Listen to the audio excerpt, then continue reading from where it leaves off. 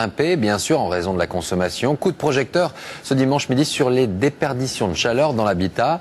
Et ce sont des caméras thermiques qui mettent cela en évidence. Regardez, Nicolas Châteauneuf et Sébastien Lafargue.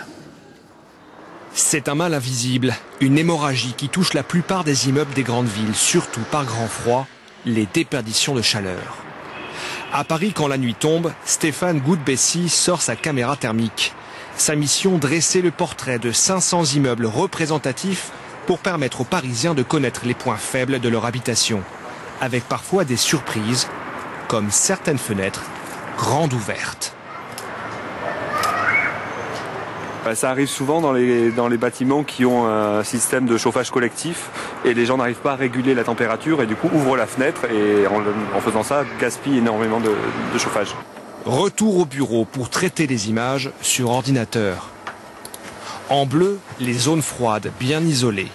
En rouge et blanc, les zones de forte déperdition de chaleur, souvent des fenêtres.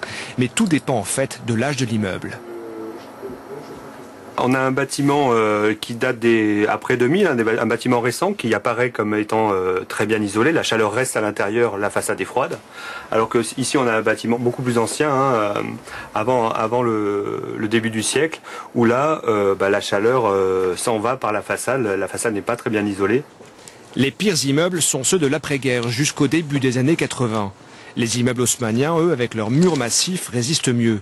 La solution passe par une meilleure isolation des fenêtres, des toitures et si possible des murs, ou encore des chauffages mieux adaptés. Actuellement, de nombreuses villes françaises dressent des cartes thermiques aériennes pour mieux cibler les problèmes et permettre aux habitants d'améliorer leur confort tout en diminuant leur facture d'énergie. Dans l'actualité, à l'étranger.